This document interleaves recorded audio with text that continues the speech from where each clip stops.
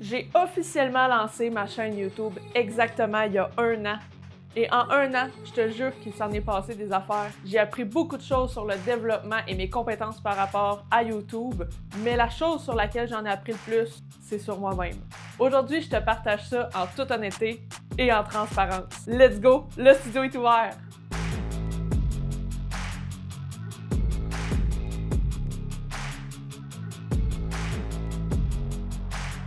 Je viens d'aller revoir mon premier épisode que j'ai fait il y a 1 an, puis je suis genre... Damn! Il y a tellement une grande évolution, là. Ça me fait capoter. Tu sais, 1 an, c'est long, mais en même temps, c'est court. Puis de voir juste l'évolution pendant ce laps de temps-là de mes compétences, que j'avais zéro, là, il y a 1 an, je suis genre...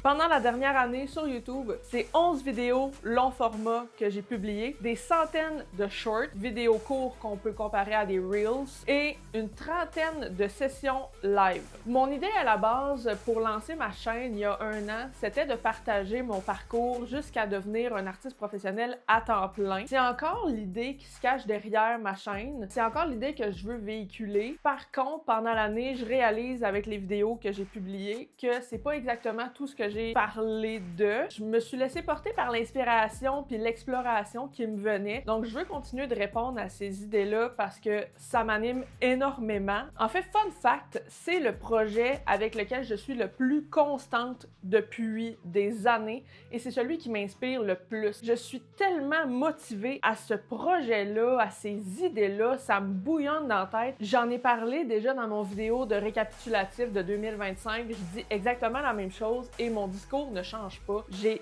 énormément d'idées, j'en ai des centaines. Je manque de temps pour pouvoir les réaliser. Donc c'est pour ça que je continue du mieux que je peux à travers mon travail, à travers toutes mes idées, mes projets, mes manières d'avancer dans le domaine de l'art. Je pousse mes vidéos YouTube. En commençant ce projet-là, je pensais sérieusement savoir à quoi m'attendre en termes de temps et d'organisation, puis de montage, puis publication et tout ça. I knew nothing.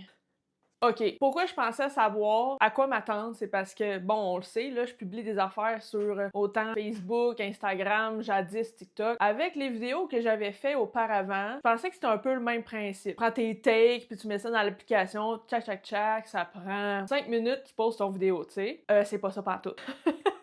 Avec la qualité que je vise, en fait, comme les vidéos que je vous propose, ça prend vraiment plus de temps. En fait, un reel peut prendre environ, je sais pas, mettons 5, 10, 15 minutes selon les habiletés et tout. Une vidéo fait selon le temps que je vais y consacrer pour ce que j'ai à raconter. Donc, on peut compter une demi-heure à 1 heure de tournage. Ensuite, on peut compter de une demi-heure avant de préparatifs. Donc, checker le son, la lumière, les angles et tout ça. Ensuite, il faut importer ça, il faut monter ça. Puis selon la longueur des vidéos, ça peut prendre jusqu'à 24-30 heures.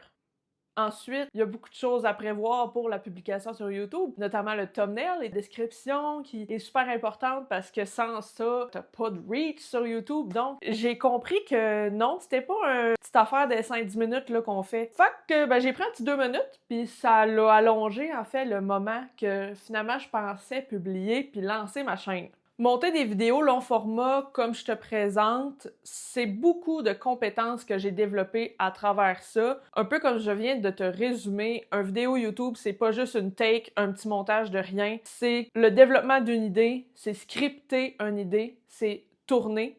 Donc, pour tourner, il faut au préalable ajuster les micros, il faut ajuster l'éclairage, les angles, l'endroit où je me prépare, l'endroit où je me tiens. Donc, on peut comprendre que tout ça, c'est une gestion de projet avant, pendant et après, ben là, c'est du montage dans un logiciel que j'ai dû aussi tout m'apprendre. By the way, quand j'ai commencé YouTube il y a 1 an, j'avais une idée des programmes que je voulais utiliser. En fait, j'ai dû passer à travers l'installation et la recherche puis la compréhension de 2 logiciels avant de finalement tomber sur mon 3e logiciel pour pouvoir monter les vidéos comme je veux et aussi avec les compétences que j'ai, aka pourtant. Donc, je me suis beaucoup développée au niveau technologique et tout là, pour faire ça, malgré que ce que je fais, c'est encore vraiment très basique. Là. Je suis pas très techno, là, man. Là.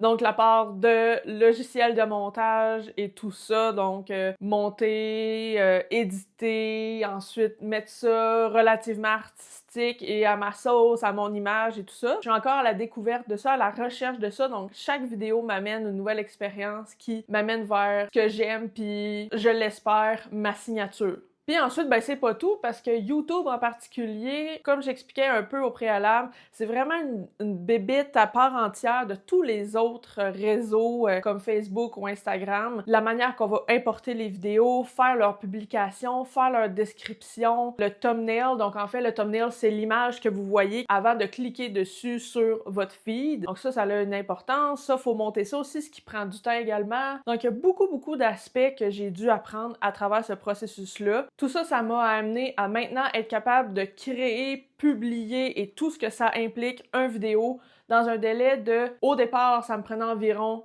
3 semaines, 1 mois, parce que je connaissais rien, à aujourd'hui, je suis capable de tout faire ça en 5 jours complets. Bien sûr, ça dépend du type de vidéo puis la longueur et tout ça, mais quand même, on voit l'évolution de compétences, comment j'ai travaillé fort pour pouvoir acquérir de l'expérience et surtout de la vitesse. Chaque vidéo, chaque idée m'amène à développer mes compétences puis à apprendre de plus en plus à chaque fois et sur les logiciels et sur le montage et sur comment YouTube fonctionne. Et c'est surtout sur ça que je me concentre. Notamment, je suis en train de développer des nouvelles compétences de montage. Je suis en train de faire un nouvel épisode qui va sortir bientôt avec une nouvelle manière pour moi de monter et d'éditer mon vidéo. Donc, je t'invite à t'abonner pour pouvoir voir ça très bientôt sur ma chaîne. En 1 an sur YouTube, j'ai passé de 12 followers à maintenant près de 530. Comment ça a commencé à rouler au début? Ce nombre-là est vraiment plus haut que ce que je m'attendais. L'algorithme et la manière que YouTube fonctionne, c'est complètement différent.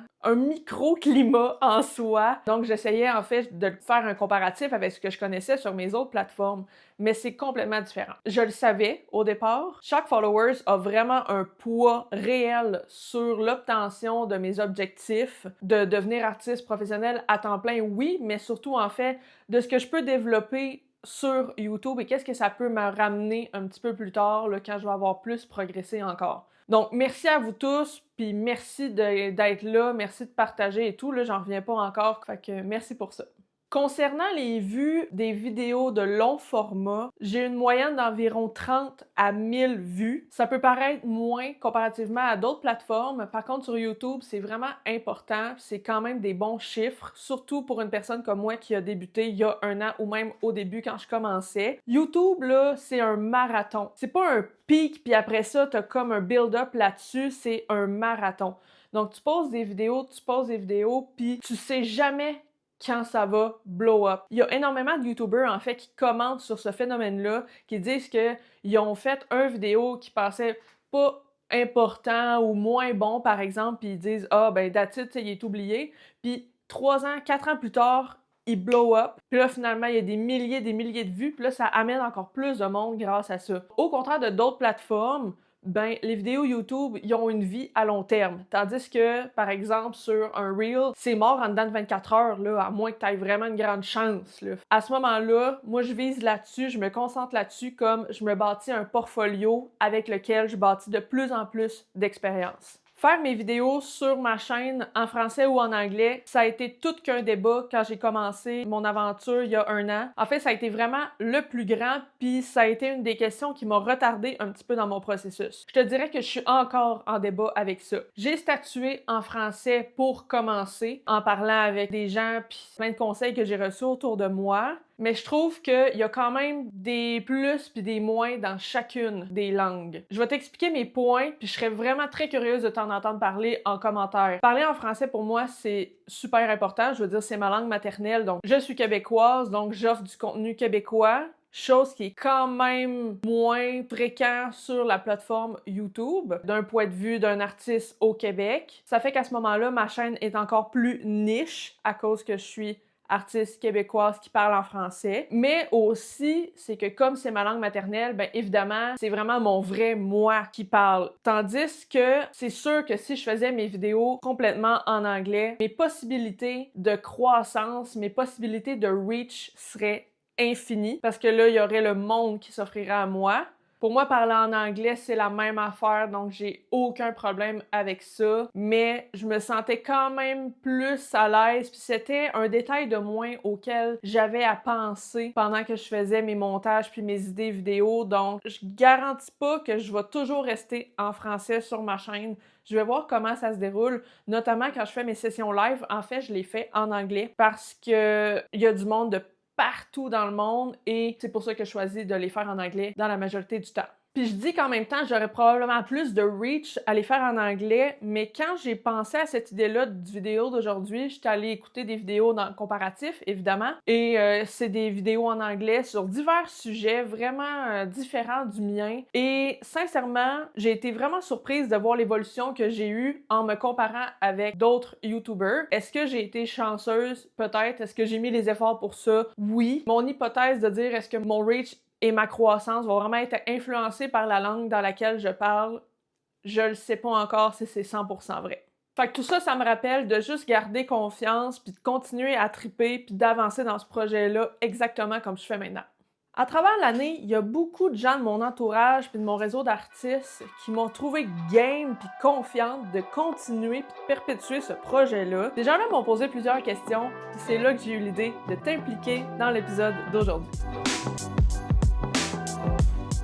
Ça fait différent de changer de setup. Alright, fait que j'ai pris mes notes ici. Je t'ai demandé, il y a quelques semaines, Miss.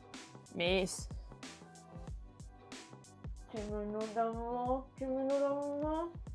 t'ai demandé il y a quelques semaines sur mes pages Facebook, Instagram et YouTube si tu avais des questions pour moi par rapport à ce processus-là de 1 an sur ma chaîne YouTube. Alors, je les ai pris en note ici. Je vais les lire avec toi. OK. Je serais curieuse de connaître ton setup et le matériel pour faire tes vidéos. Et tu ferais quoi de différent? En fait, mon matériel pour faire mes vidéos, c'est vraiment simple. J'utilise mon iPhone. Ensuite, j'ai une espèce de petit manche gyroscope qui stabilise mon téléphone. J'ai un grand trépied là, pour un appareil photo que je suis capable de plugger ça avec. Ensuite, pour mes montages vidéo et tout, c'est sur un Mac. Puis j'utilise CapCut, la version Pro pour Mac. J'utilise aussi un set de micros DJI que je me suis procuré l'année passée pour ça. C'est vraiment super basique. En fait, j'ai rien d'extravagant. Je m'étais dit que je voulais commencer avec ce matériel-là que j'avais accès plutôt que d'investir dans du grand matériel cinématographique et tout, puis de photographie. Probablement qu'avec le temps, je vais augmenter au niveau de ces qualités d'appareils-là, mais pour l'instant, je suis encore très satisfaite du résultat que j'obtiens avec ces appareils-là. Qu'est-ce que je ferais différent? Tout et rien à la fois. Je pense que c'est avec le temps que je développe puis que je passe à travers des idées puis que j'acquiers de l'expérience que je vais voir si je fais des choses différentes. Puis en fait, chacun des vidéos m'amène une nouvelle idée ou une nouvelle façon de faire. Donc je pense que le processus va de soi. Chacune des choses est comme différente de la précédente. Quel est l'impact de ma chaîne sur mon art? C'est une super bonne question. En fait, c'est toutes des bonnes questions. Ça me donne une ouverture d'esprit par rapport au montage vidéo. Donc, en fait, la manière que je transite les idées vidéo et œuvre, par exemple, c'est complètement différent. Des fois, tu sais, je suis à l'extérieur, ben là, je vais avoir une idée qui me pop, mettons, pour un vidéo, ben là, ça me fait développer ces idées-là, ça me fait développer au niveau prise de vue, couleur, idée montage et tout. Fait que ça a développé cet aspect-là créatif que je n'avais pas vraiment exploré beaucoup auparavant. Donc, tout ce qui a trait au montage vidéo. Peux-tu nous faire un vidéo où tu te censures pas 100% Alex, please? Je comprends la question. Je trouve qu'en 1 an, j'ai quand même beaucoup évolué par rapport à ça. Si on compare à mes vidéos au préalable, oui, tu sais, je ressens quand même une aisance devant la caméra puis tout ça, mais quand même, beaucoup de mes vidéos, tu sais, je fais de la gestion de projet, donc pour pas oublier des choses, puis tu sais, un peu du scriptage sans nécessairement lire. Fait que oui, ça fait en sorte que je suis pas 100% naturelle, mais c'est quand même moi. Mais je pense qu'avec le temps, je vais encore plus me dégêner, je vais encore plus développer de compétences, puis peut-être qu'à un moment donné, je vais être assez game pour me filmer à être vraiment moué. De quoi es-tu le plus fier? Ouais, ok. C'est simple, c'est vraiment d'avoir osé commencer ce projet-là. Dans la vie, j'ai une tendance à trouver les choses difficiles quand ça devient un petit peu plus élaboré, les choses, pis tout. Fait que des fois, j'abandonne des idées qui sont complètement nice et très cool à vouloir développer, mais parce que l'idée de le faire, des fois, est comme trop grande, ben souvent j'ai tendance à abandonner. Donc, seulement le fait d'avoir vraiment mené à bout ce projet-là puis le lancer pour vrai, c'est ce que je suis le plus fière. À quand le retour des vidéos avec tes mains qui parlent? J'adore! Merci! J'en ai fait quelques-uns d'autres sur ma chaîne. En fait, je pense que j'en ai 2-3. Il va en avoir un qui va sortir encore très bientôt. En fait, je pense que ce modèle-là, je le trouve nice. Les Overdesk, en fait. Je trouve ça cool pour les tutoriels, des mots de peinture et tout. Fait que, clairement, j'en ai quelques-uns et ça sera pas les derniers. Ça s'en vient. Tu mets combien de temps par semaine, par mois sur ta préparation et la diffusion? Wow! Quand je suis vraiment dedans, puis que j'ai beaucoup d'idées, puis de faire du montage et tout, en fait, ça prend quand même beaucoup de temps. Je dirais que quand je suis en processus de création puis de montage, c'est un bon 10-15 heures par semaine que je passe à faire montage, editing, gestion et tout ça. Ensuite, de manière normale pour gérer ma chaîne YouTube et tout ça, c'est au moins 1 heure par jour, en fait. Puis là, après ça, si je fais des lives, ben là, tu sais, c'est, mettons, 15 minutes avant, je fais des lives de 1 heure, 1 heure et quart. Après ça, tu sais, tout gérer ça. Est-ce qu'on peut dire, en temps de gros projets, 15 à 20 heures par semaine? Je trouve ça legit. Est-ce que Miso te dérange beaucoup quand tu fais tes vidéos? Non. Mais arrête! Hey, welcome back! Il pile partout dans la peinture, c'est super nice. Miss.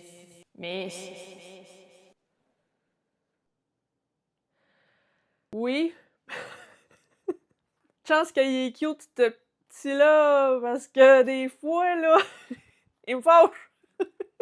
C'est tout le temps quand je suis prête à filmer pis que je suis bien setupée, là. Il dort, lui, il fait ses affaires, je me prépare, je suis comme « Ah, je suis tranquille, c'est bon, là. » Puis là, il arrive. Là, je suis prête, là, je presse play, man. Défait mon setup, il miaule, il est tout partout sur mon bureau, fait ses petites affaires. Puis à un moment donné, il décroche. On l'aime pis il est vraiment arrêté. Il est vraiment cute. Mais il y a des fois que j'ai été vraiment très fâchée après. As-tu fait des apprentissages durant ce processus? Est-ce que c'est comme tu t'en attendais? Et quels conseils donnerais-tu à toi-même il y a 1 an? En fait, pour les 2 premières questions, je pense que j'y ai globalement répondu dans l'épisode. Alors, si je peux répondre à la dernière question, c'est quels conseils donnerais-tu à toi-même il y a 1 an? C'est it's no big deal. It's no big deal, right? Dans le sens que, oui, pour moi, YouTube, c'est important, puis je le vois de manière complètement différente de mes autres plateformes. C'est un projet qui me tient à cœur et que je gère complètement indépendamment de comment je gère mes autres pages. Je le prends très au sérieux, ce projet-là, puis je voulais vraiment starter mon année, puis ma chaîne, la lancer parfaitement. Fait que j'ai pris beaucoup de temps, puis tu sais, j'ai vraiment recherché et tout. Je suis contente d'avoir fait ça, mais j'aurais aimé ça être plus lousse un petit peu. Plus aisé, tu sais. Mais en même temps, tu sais, c'était tout du nouveau matériel pour moi, c'est toutes des nouvelles choses. Fait que je suis pas la seule et j'aurais pas été la seule à passer à travers ce processus-là, un peu comme je l'ai fait. Mais c'est no big deal. T'es capable. Genre, t'as ça en toi. Là. Tu le sais, ça fait des années que tu penses à ça. Vas-y. Ça conclut l'épisode d'aujourd'hui. Ce que je peux te dire, c'est que après 1 an, je suis encore plus motivée et excitée par ce projet-là. L'expérience que j'ai acquise me met encore plus en confiance, en fait, puis c'est encore de plus en plus facile de tout faire ce que je viens de t'expliquer. Donc, c'est encore plus encourageant, puis moins lourd pendant les journées que je prévois faire du tournage puis du montage. Fait que ce que je peux te garantir, c'est que c'est juste le début de l'aventure. Toi, t'as sûrement une idée ou un thème d'une vidéo qui te trotte dans la tête que t'aurais envie que j'aborde. Je t'invite à me l'écrire en commentaire et peut-être que d'ici l'année prochaine, elle sera publiée sur ma chaîne. D'ici là, merci d'être là, merci d'avoir été là. Votre support me fait vraiment chaud au cœur. Merci de triper avec moi et de m'encourager dans ce projet-là un peu déliré pour moi. Moi, je m'en vais tourner d'autres épisodes. Je te dis donc à très bientôt dans le studio. Ciao! Tu peux maintenant vaquer à tes occupations. Allez, onegai shimasu. Kyomo, hontoni arigatou gozaimashita.